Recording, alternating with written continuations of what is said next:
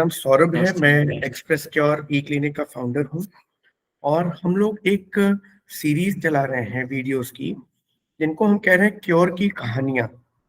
तो बेसिकली हम लोगों ने ये ऑब्जर्व किया है कि बहुत सारे हमारे जो सेंटर्स हैं उनमें अलग अलग तरीके की पेशेंट्स की प्रॉब्लम है, और कुछ ऐसी प्रॉब्लम्स हैं जो प्रॉब्लम्स तो हम कंसल्टेशन के माध्यम से सॉल्व कर सकते हैं।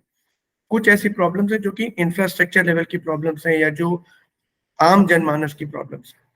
तो आप लोग ऐसी जगह पर बैठे हैं जहां पर आप मरीजों से भी ताल्लुक रखते हैं, मरीजों को भी समझते हैं, डॉक्टर्स की भी परिस्थिति को समझते हैं, दवाओं की क्या सुविधा है, क्या उपलब्धता है, जांचें कितनी उपलब्ध है, नहीं उपलब्ध है, और क्या चीजें होनी चाहिए। इसके साथ साथ हम लोग ये देख रहे हैं कि अलग अलग क्षेत्र में कुछ स्पेसिफिक प्रॉब्लम्स भी सामने आ रही हैं। जैसे कहीं कहीं पर छोटे बच्चों में जल्दी से नशा करने की प्रॉब्लम सामने आ रही है, कहीं पर आर्थराइटिस की समस्या बहुत ज्यादा बढ़ गई है, कहीं पर 2-3 साल में पिछले स्किन डिजीजेस बढ़ गई है। तो इसी तरह से हम आपके क्षेत्र में भी समझने का प्रयास करेंगे कि क्या समस्याएं हैं और उनका क्या कंस्ट्रक्टिव सोल्यूशन हो सकता है। क्योंकि हम ये समझते हैं कि आप जहां पर बैठे हैं, जिस तरह से जी, पेशेंट्स की सेवा कर रहे हैं, आप एक फैमिली डॉक्टर के रूप में, एक गार्जियन के रूप में समाज की मदद करते हैं। तो आपका बहुत बहुत स्वागत है। आप थैंक यू। शुरुआत में सबसे पहले अपने बारे में और आप कहाँ से बिलोंग करते हैं, अपनी एजुकेशन के बारे में थोड़ा सा हमें अवगत कराएं। ठीक sir. Myself Mohammad Shafiullah. I belong to Ambari Azamgarh, UP. Basically मैंने एम फार्मा किया है फार्माकोलॉजी डिपार्टमेंट से, और अभी अपने मेडिकल स्टोर पे एज अ फार्मासिस्ट में काम कर रहा हूँ। चांद मेडिकल स्टोर हमारा अंबारी में है। और सर यहीं पे अभी हम लोग 10 वर्षों से लगभग यहाँ पे हम काम कर रहे हैं। अपना खुद का है सेटअप, और यहाँ से हम जो भी पेशेंट आते हैं, पेशेंट को भी देखते हैं, मतलब दवा से रिलेटेड जो भी इशू आता है वो सारी चीज़ भी हम लोग देखते हैं। और जैसे आपने बताया सर, कंसल्ट वाला भी है हमारे यहाँ। मतलब कि हॉस्पिटल भी है, गवर्नमेंट हॉस्पिटल भी यहाँ से 10 किलोमीटर दूर है, जहाँ से मतलब कि वहाँ से प्रिस्क्रिप्शन भी होता है, और कुछ प्राइवेट डॉक्टर्स भी हैं जैसे एमबीबीएस। तो हम लोग एक मिड एरिया में मतलब है कि हमारा 2 डिस्ट्रिक्ट से अटैच है, एक आजमगढ़ डिस्ट्रिक्ट से, एक दूसरा जौनपुर डिस्ट्रिक्ट से। तो लेकिन यहाँ से जो डॉक्टर की दूरी है लगभग 15-20 किलोमीटर की दूरी है। और यहाँ पर जो जैसे डिपार्टमेंट ज़्यादातर वो जनरल फिजिशियन ही हमारे यहाँ है, और किसी पर्टिकुलर स्पेशलिस्ट डॉक्टर उस तरीके से नहीं बैठते हैं। बाकी लोग हर क्लिनिक पे या कोई ट्रामा सेंटर या कहीं भी कोई हॉस्पिटल नर्सिंग होम चल रहा है, वहाँ पर लोग बुलाते हैं अलग अलग डिपार्टमेंट के डॉक्टर, और उसको दिखाते भी हैं। और सर जैसे कि आपने बताया पर्टिकुलर एरिया में कुछ रीजन में इस तरीके की बीमारी फैल रही है, तो हमारे एरिया में भी जैसे आपने स्किन का सर बताया, स्किन का तो मुझे लगता है कि यहाँ पे भी है। स्किन का बहुत प्रॉब्लम है, और देखता हूँ ज़्यादातर फंगल इन्फेक्शन का रहता है। और फंगल इन्फेक्शन में जो पेशेंट दवा खाते हैं, एक एक साल से दवा खा रहे हैं, लेकिन ट्रीटमेंट नहीं हो पा रहा है। और मुझे वही लग रहा है कि जैसे कि वो कभी यहाँ से ले लिए, कभी वहाँ से ले लिए, और बीच में गैप कर दिए, या उनको प्रॉपर कंसल्ट नहीं मिल पा रहा है, इस वजह से उनको दिक्कत आ रही है। और दूसरी दिक्कत हमारे एरिया में सर जैसे मलेरिया और डेंगू का भी है। डेंगू तो बहुत कम है, लेकिन मलेरिया के इन्फेक्शन की वजह से प्लेटलेट्स वगैरह भी बहुत डाउन हो जा रहे हैं। जैसे कि अगर किसी को फीवर है, कोई दवा खा रहा है, 5 दिन 10 दिन से खा रहा है, जैसे यहाँ पे कंसल्ट बराबर ना होने की वजह से रेगुलर लोग मेडिसिन पूरा ट्रीटमेंट नहीं कर पा रहे हैं।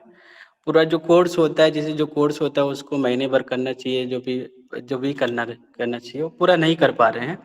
इस वजह से बीच में 4-5 दिन दवा खाए या 2-3 दिन दवा खाए, फिर छोड़ दिए। छोड़ने के बाद फिर उनको फिर बाद में 1 महीने बाद जब फिर अब फीवर आता है, तो फिर सारी चीज़ जाँच होती है, तो पता चलता है उनका प्लेटलेट्स डाउन हो गया।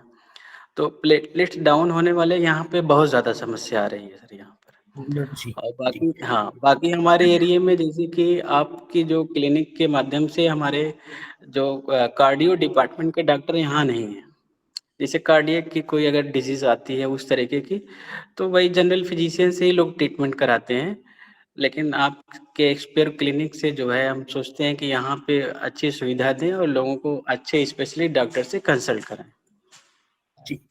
जैसे कुछ बीमारियां हैं, जैसे कि हाइपरटेंशन है, ब्लड प्रेशर की हाँ। बीमारी है, और हुँ, डायबिटीज है। तो हुँ, इन बीमारियों के बारे में क्या कुछ जागरूकता लोगों में बढ़ी है? क्योंकि ज्यादातर तो लोग वो बीमारियों का ट्रीटमेंट कराते हैं जिसमें कि आदमी को बहुत ज्यादा तकलीफ पड़ जाती है, हुँ, और हुँ, जैसे हड्डी टूट गई तो उसका तो हुँ, कोई उपाय नहीं है, उसका इलाज हाँ, कराना ही कराना है। हाँ, हुँ, किसी को खांसी आने लगी या बहुत ज्यादा बुखार हो गया तब तो कराना ही कराना है। लेकिन जो ये हुँ, दीमक की तरह धीमे हुँ, धीमे करके हमें शरीर को गलाने वाली बीमारियां हैं, जैसे ब्लड प्रेशर है, डायबिटीज है, थायराइड की बीमारी है, हुँ। इन चीजों के प्रति क्या कुछ जागरूकता लोगों में बढ़ी है पिछले कुछ सालों में? पिछले कुछ सालों में तो सर जागरूकता ज़रूर बढ़ी है, लेकिन जितनी जागरूकता बढ़नी चाहिए उतनी नहीं बढ़ी है। हम्म। अभी मैं आपको सर कुछ दिन पहले का अपने यहाँ का एक बताता हूँ। एक पेशेंट है जो हमारे यहाँ मतलब एक बार आई, हमने उसका बीपी चेक किया, उसका 200 से ऊपर बीपी था। और हमने कहा कि अरे आप मेडिसिन कोई डॉक्टर वॉक्टर को दिखाई नहीं क्या? तो उन्होंने कहा कि नहीं हमको कोई दिक्कत नहीं होती है, बस सिर्फ सर में हल्का सा दर्द होता है। अरे हम कहें 200 से ऊपर ब्लड प्रेशर है आपको, आप कह रहे हैं कोई दिक्कत नहीं होती है। तो उनको सारी चीज़ समझाया, बल्कि आप एक्सपर्ट क्लिनिक के माध्यम से उसको कंसल्ट भी हमने करवाया। और सारी चीज़ समझने के बाद थोड़ा-सा जागरूकता भी उसके अंदर, मरीज़ के अंदर बढ़ी कि नहीं हम बहुत गलत कर रहे थे। अगर हम अपना ब्लड प्रेशर मेंटेन नहीं करेंगे तो आगे हमको बहुत समस्या आ सकती है। चाहे वो ब्रेन हेमरेज हो या लकवा हो, कुछ भी हो सकता है। तो उस तरीके से हमने उसको भी बहुत जागरूक किया। उस 1-2 पेशेंट इसी तरीके से डायबिटीज़ के पेशेंट जो सर हमारे यहाँ आते हैं, ऐसे कभी कोई पेशेंट आ गया कहेगा कहेगा, "अरे हमको शुगर की दवा दे दीजिए।" हुँ, अरे हम कहे आप शुगर की जाँच कराइए, शुगर के डॉक्टर को दिखाइए। अरे कुछ नहीं, बस हमको रात में पेशाब होती है बार-बार, तो हम ऐसे ही कहीं से दवा ले लेते हैं, खा लेते हैं, हमको आराम हो जाता है। तो हमने कहा नहीं, नहीं ऐसा नहीं है, आप जाँच बराबर करवाइए और आप आइए हमारे यहाँ से, हम आपको फ्री में, जैसे हम आपको फ्री में कंसल्ट कराएँगे डॉक्टर से।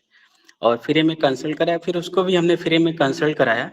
कंसल्ट कराने के बाद उसको भी थोड़ा हमने जागरूक किया कि नहीं आप गलत कर रहे थे। अब ये डायबिटीज़ बीमारी आप हल्के में मत लीजिए, क्योंकि ये धीरे-धीरे, धीरे-धीरे करके आपकी किडनी को भी खराब कर सकती है और सारी चीज़ दिक्कत हो सकती है। तो इस तरीके से तो सर जैसे जैसे जागरूकता। जैसे मरीज में आपने बताया कि उसने आके दवाई ले लिया, खुद से हुँ, मांग लिया, और हुँ। आप उसको सलाह दे रहे हैं तो वो पहली बार में मानने को तैयार भी नहीं हो। हाँ, तो जब वो इस देखिए सर यही चीज़ है कि पहली बार जब हम उसको कह रहे हैं तो वो मानने को तैयार नहीं होता है।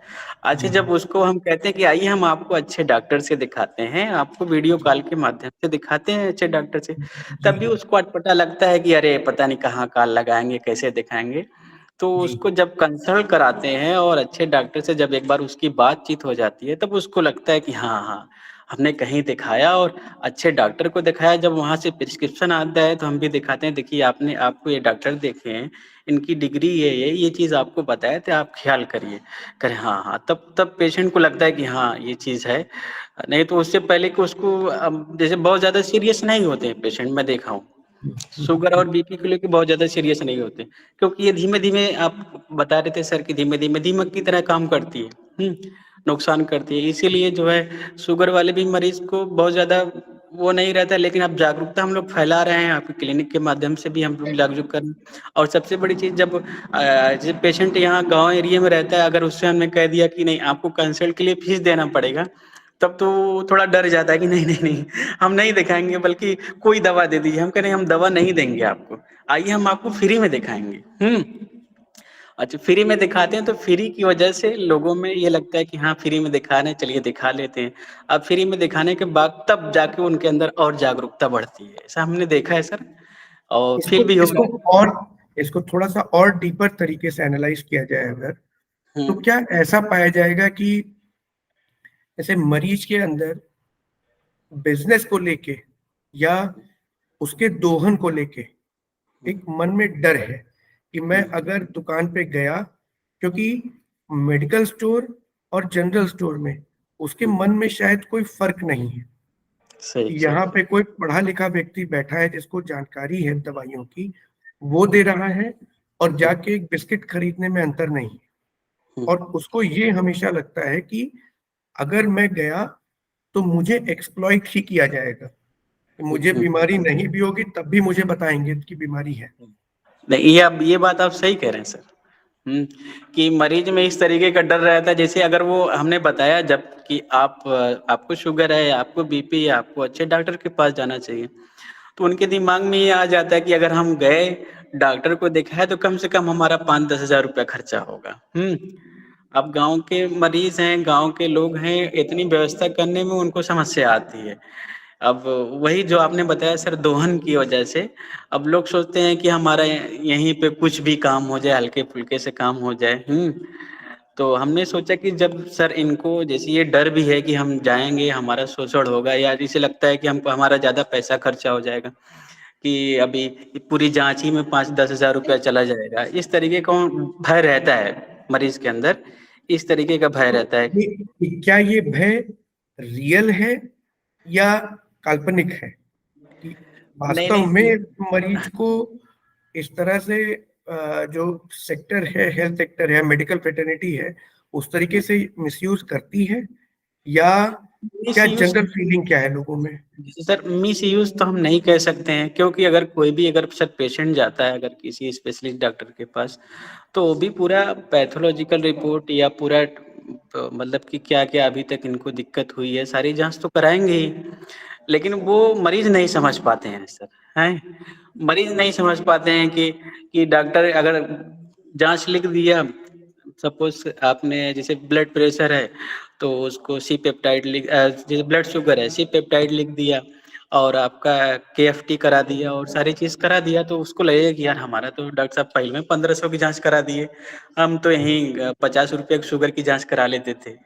तो ऐसा मरीज़ को लगता है, लेकिन जबकि वो मरीज़ समझ नहीं पाता है कि ये सारी जाँच हमारे लिए ज़रूरी है, हमारे स्वास्थ्य के लिए ज़रूरी है। अगर ये जाँच नहीं हो पाएगी तो हमारा प्रॉपर ट्रीटमेंट नहीं हो पाएगा। बस खाली मरीज़ के अंदर जैसे वो जानकारी ना होने की वजह से उसको ऐसा लगता है बस। लेकिन उसके पास पैसा है, जांच हाँ। कराने भर का पैसा है उसके पास, हाँ, हाँ, हाँ सर, वैसा है। पैसा पैसा हुँ, रहता है, बट हुँ, जानकारी के अभाव में, जागरूकता के अभाव में वो हुँ, डरता है, और शायद ये भी सोचता है कि भाई मैं इस पैसे को अपने परिवार के किसी दूसरे जरूरी काम के लिए इस्तेमाल कर लूं, अपने बस, ऊपर बस, ही मैं क्या खर्चा करता रहूं। बस वही बात है सर। राइट। आपके क्षेत्र में जैसे आपने बताया स्किन की प्रॉब्लम्स है, हुँ, तो हुँ। स्किन की प्रॉब्लम्स के कुछ कारण समझ में आते हैं, ये जैसे रिसेंट ईयर्स में ये दिख रहा है, या पहले से जैसे आपके पिताजी या उसके पहले भी ऐसा सुनने में आता था कि स्किन की प्रॉब्लम्स होती हैं? नहीं सर, स्किन की प्रॉब्लम इधर 2-3 साल से है। मुझे लगता है जब ह्यूमिडिटी बढ़ी है, जब ह्यूमिडिटी एनवायरनमेंट में ज़्यादा हो जाती है, तो फंगल इन्फेक्शन का थोड़ा-सा ज़्यादा रहता है। जब बारिश का टाइम आता है, उस टाइम भी फंगल इन्फेक्शन ज़्यादा रहता है। और जिसको मुझे लगता है सर जिसको एक बार फंगल इन्फेक्शन हो गया, दाद वगैरह हो गई, तो वो मैं देखा हूँ हमारे एरिया में कई मरीज़ हैं, वो लंबे समय तक दवा खाते रहते हैं, लेकिन पूरा ट्रीटमेंट नहीं हो पाता। आते भी हैं, बताते भी हैं कि हमने ये दवा खाई है, इतने दिन तक खाई है, अभी तक हमारा पूरा प्रॉपर इलाज नहीं हो पा रहा है, पता नहीं कब तक दवा खानी रहती है। ये डॉक्टर को दिखाए, वो डॉक्टर को दिखाए, कुछ आराम ही नहीं हो पाता है। तो वो हम मुझे लगता है कि सर एनवायरनमेंट में ह्यूमिडिटी ज़्यादा हो जाती है, उसकी वजह से है ऐसा। अच्छा, कुछ अब और भी ज़्यादा एडवांस चीज़ें टेक्नोलॉजी के माध्यम, जैसे विटामिन डी, विटामिन बी के टेस्ट उपलब्ध हो रहे हैं, हालांकि अभी काफ़ी महंगे हैं बाजार रेट पे, आम हुँ, जनता के लिए अफोर्डेबल हैं, बट हुँ। क्या उन डिफिशियंसीज के प्रति आपको जानकारी है, और उनकी वजह से क्या-क्या समस्याएं होती हैं, इनके बारे में आप जागरूक हैं? हाँ, सर उसको बताया भी जाता है पेशेंट को विटामिन डी वगैरह के लिए कि अगर आपको सारी समस्या आती है, तो जागरूकता तो नहीं है लेकिन हम लोग जागरूक अपने स्तर से कर भी रहे हैं। और कई बार ऐसा होता है पेशेंट कैल्शियम वगैरह भी लेते हैं, जैसे हमें पता है कि अगर विटामिन डी नहीं लेंगे तो कैल्शियम का एब्ज़ॉर्प्शन प्रॉपर नहीं हो पाएगा। जब कैल्शियम का एब्ज़ॉर्प्शन प्रॉपर नहीं हो पाएगा तो उसका वर्क भी नहीं आ पाएगा। तो पता चला कई पेशेंट कहते हैं कि अरे हम तो कैल्शियम खा रहे हैं इतने लंबे समय से, ये है, वो है, दुनिया भर की चीज़ बताते हैं। तो उनको बताना पड़ता है कि देखिए आपको विटामिन डी भी लेना पड़ेगा। विटामिन डी 3 का जो भी आता है सैचेट या कैप्सूल हफ्ते में 1 लीजिए, तब जाकर उसका प्रॉपर एब्ज़ॉर्प्शन होगा कैल्शियम का, तब जाकर आपको उसका पूरा बेनिफिट मिलेगा। तो ये सारी चीज़ जी, बतानी पड़ती है, लेकिन उतनी जागरूकता नहीं है, लेकिन हम लोग जागरूक अपने स्तर से धीमे-धीमे सर कर भी रहे हैं। हुँ, हुँ, क्योंकि आने वाले समय में हमारे सामने थायराइड, डायबिटीज़ एक तरफ और विटामिन की डेफ़िशिएंसी एक तरफ, ये बहुत बड़े चैलेंजेज़ आने वाले हैं। क्योंकि हमारा जो डाइट का पैटर्न है और डाइट का कंटेंट है, वो हुँ, चेंज नहीं हो रहा है और हमारी जो शारीरिक जितनी मेहनत हम पहले करते थे, आपके पिताजी के लेवल पे जितनी मेहनत होती थी, हुँ, खेतों में लेकर या पैदल चलने से संबंधित, अब हुँ, उतना नहीं होता। हम अब जो शहरों में लोग रह रहे हैं, नौकरी कर रहे हैं, वो तो सनलाइट भी नहीं एक्सपोज़ हो रहे हैं।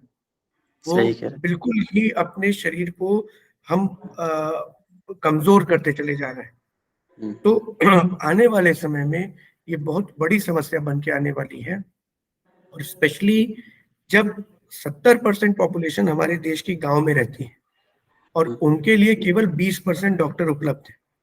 उसमें भी ज़्यादातर डॉक्टर्स एमबीबीएस लेवल के या फिजिशियन लेवल के डॉक्टर्स हैं। तो पेशेंट्स को सही सलाह, सही तरीके से मिलने के लिए आप लोगों को मतलब हम अपने सिस्टम में आपको डॉक्टर मित्र कहते हैं।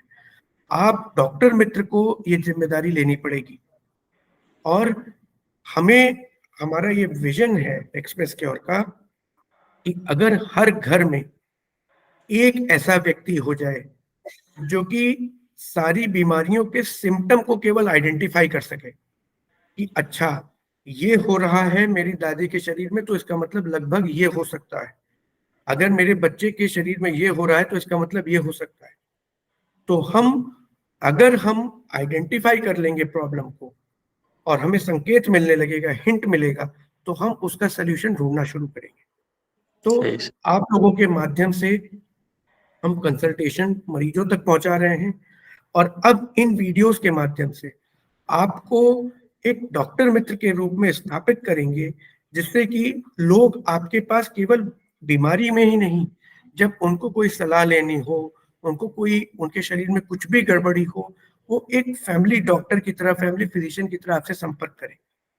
आप उनकी हर चीज़ में केवल बिज़नेस ही नहीं होता, सबसे इम्पोर्टेंट है रिलेशंस बनना, उस व्यक्ति को भरोसा होना। सही एक बहुत बूढ़े व्यक्ति से मैंने पूछा कि भैया अगर आपके गाँव में 1000 से ज़्यादा डॉक्टर ऑनलाइन उपलब्ध हो जाएँ, तो कैसा लगेगा? वो करीब 70-75 साल के वृद्ध व्यक्ति थे। उन्होंने कहा कि भैया वैसे लगेगा जैसे पहली बार बल्ब आया था। हमने कहा मतलब? कहे भैया जैसे प्रकाश हो गया था, वैसा फ़ील होगा। मैंने बोला आपने पढ़ लिख तो नहीं लिया उसकी वजह से? तो बोले कि नहीं पढ़ लिख तो नहीं लिया, लेकिन डर तो खत्म हो गया। कि कोई कोई जानवर कोई कुछ आएगा तो मुझे दिखेगा तो। वैसे ही अगर डॉक्टर उपलब्ध हो जाते हैं और लोगों को पता रहता है कि भाई मेरे पास डॉक्टर उपलब्ध है, तो उनको उनका डर खत्म हो जाता है। वो डर सब खत्म करना सबसे ज़्यादा ज़रूरी है। सही सर। तो सफ़ीउल्लाह जी आपसे बात करके बड़ा अच्छा लगा। आपके थैंक क्षेत्र के बारे में जानकर बहुत अच्छी जानकारी मिली और सबसे अच्छी बात ये लगी कि आप बड़े चीयरफुल तरीके से, बड़े कॉन्फिडेंट तरीके से अपने पेशेंट्स को बड़े पॉज़िटिव ढंग से गाइड कर रहे हैं।